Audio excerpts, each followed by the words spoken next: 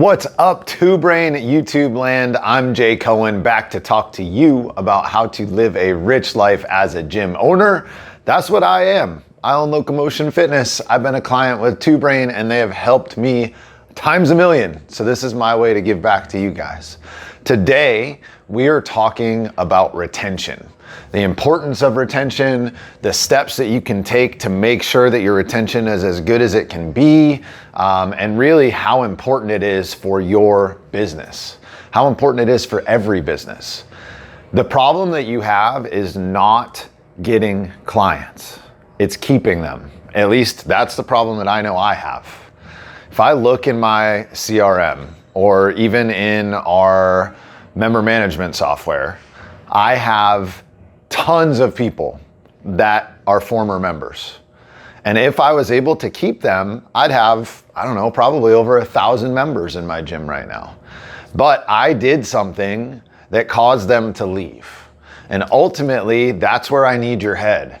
People give you an excuse of money or that their priority shifted or whatever, insert X reason. But I promise you, if you delivered and showed them how valuable their membership was, they wouldn't go anywhere. So this is a process problem. It's a delivery problem a lot of the time. Sometimes there's nothing you can do to stop it, and that's not necessarily on you, but this video is about making sure that you do your part. You do everything that you can to increase what we at Two Brain refer to as leg. And leg stands for length of engagement. We recently put out some new content on how to calculate that number, so make sure you keep your eyes peeled for that. I bet they can even link it in this video. Leg is really important, not only because, again, it's gonna help you to hold on to members, but improving your leg is as good as growing your membership. So one factor that contributes to lifetime value of a client is their length of engagement, how long they're with you as a member. If we look at another one of the metrics that we track called ARM, or average revenue per member, and you take those two and multiply them together. So ARM times leg gives you your lifetime value of a client. Meaning when I have somebody walk in the door and sign up, on average, they're gonna be worth X dollars. At my gym, that's just over $4,500. When somebody signs up is what I can expect on average. Now, if I can improve my retention, therefore extending my leg, for each month that I do that in my gym, that's about an extra $250 added to the lifetime value of that client. So if I have an extra $250 a month and 300 members, you can do the math. 250 times 100 members, that's 25,000. So times 300, that's $75,000 that I am getting extra if I were to extend my leg by 1 month. And that is the value of focusing on retention. Now, when it comes to retention, we really need to focus on it before it is an issue. Because once somebody doesn't come to your gym for 7 days, they are already an at-risk member. And it's gonna be way, way, way, way harder to re-engage them than if you were just able to keep them engaged throughout the journey. So there's a few ways to make sure that we are keeping engagement high, which is how we keep retention on the front end instead of worrying about backtracking and trying to keep people, pushing them along once they've already fallen off the wagon. Number one, community. In the CrossFit world, in the micro gym world, that's one thing I know I hear all the time is we excel at creating community. So if you can make your gym that third place, right? People have home, they have work, and then they typically have a third place. Maybe it's a foursome that they play golf with. Maybe it's a bar that they go to. Maybe it's church. If you can be that third place and ingrain them in that community, they're not gonna go anywhere.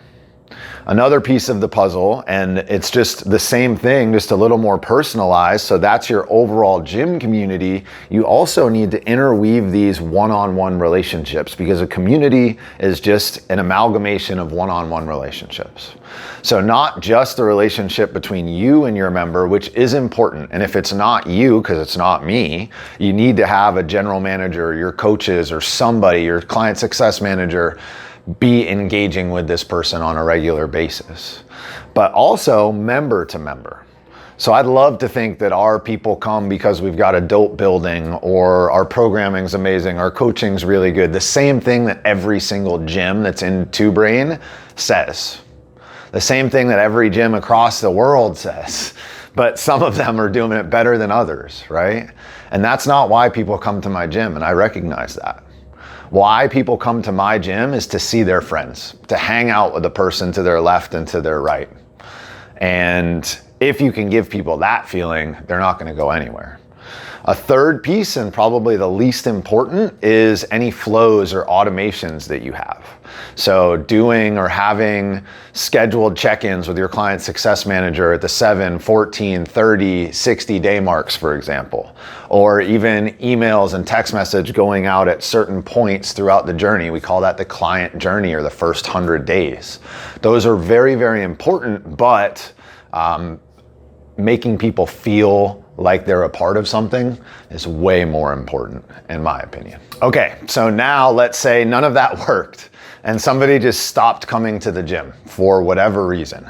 It is really important that you catch that as early as is humanly possible. As humans, we are creatures of habit. And if we start to fall off of a habit, or to start a new habit that doesn't involve them coming to your gym, it's going to get easier and easier to walk away. So for us, we run a 7-day report every week on Fridays of who are people that have not been here in 7 days. Now, this is the importance between an actual person and an automation. Some of this stuff is going to be automated. Some of it is going to be done by my client success manager. For the 7-day, for us, that is an automation. And then when we get a response, it goes to an actual person so that we can do some actual interaction. And it's just a quick check. Hey, I noticed you weren't here this week. What's going on in your life that stopped you from coming? And that's just a way, maybe they were sick, maybe they were traveling and we didn't hear about it, right? It's just a check-in, and that's all it should be. It's just you showing concern. And a lot of times, if your members feel that concern, they'll remember, oh, this person cares about me. I'm a part of something that they're building. I'm going to go back there. So that's number one. That 7-day check-in is the first line of defense. Now, whoever is making those calls, make sure you have a spreadsheet built out where you can track the reasons that people are telling you. Because you don't want to run that 7-day report again the following week and somebody gets reached out to and you already know the answer of why they're not there. Now that's going to do the opposite of building community and wanting to make people stick around, because now the person's just thinking, well, I'm a number. They don't know who I am. They don't care about me, and it's going to drive them further away. And that is why it's so important to keep an eye on automations versus real reach outs, right? They can do more harm than good if you're not paying attention to when those are going out. Next up, fast forward another 7 days. So this is a 14-day point now. And we're going to assume that they didn't respond to the first 7-day email, which happens.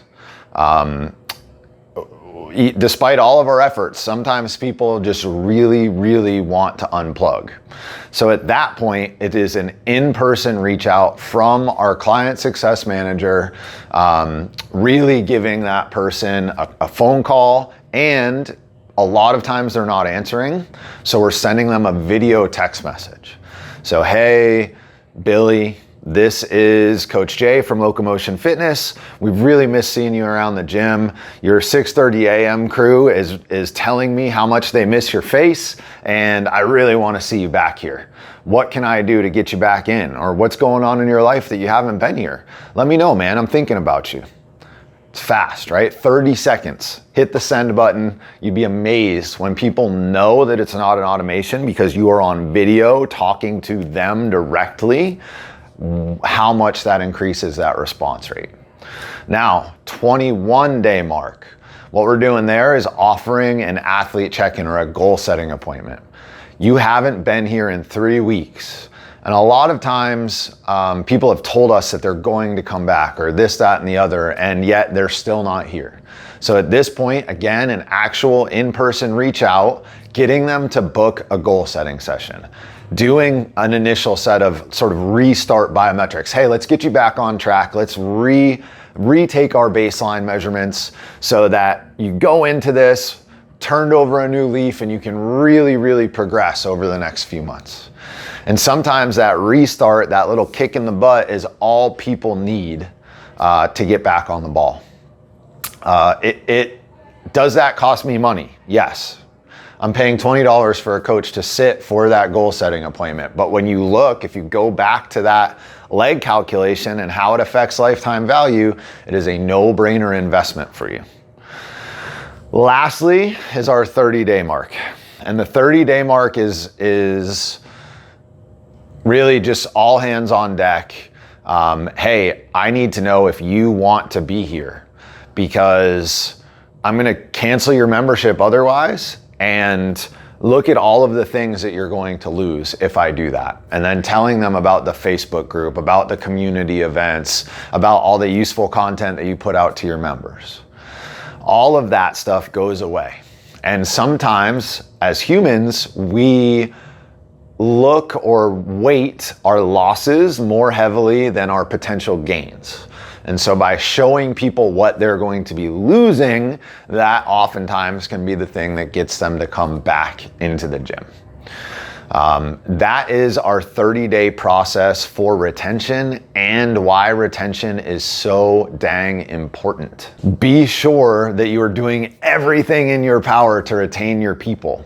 And if you notice that a lot of folks are leaving all at once, or attendance is really dropping off, that could just be an environmental something, right? Like summertime, for example, where a lot of people are coming to the gym less because they're traveling, or it's nice outside and they don't want to be inside, or insert whatever reason here. In that case, it's probably not best to direct something at one specific person, but instead create content around the importance of being consistent, for example, or 10 workouts that you can do while you're on vacation, to make sure that you're still providing value for people even though they're not coming to the gym. So really keeping your eye on global retention issues is important too, because then you can address those issues across the board, which will make individual retention even better. All right, guys, I am Jay Cohen. This is Two Brain Business. Don't forget, hit that notifications bell, like this video, subscribe, leave me a comment on what you do for retention. What are your markers, and sort of how do you track people through when they stop showing up to your gym? Let's all share with one another so that we can be better together. All right, guys, see you next time.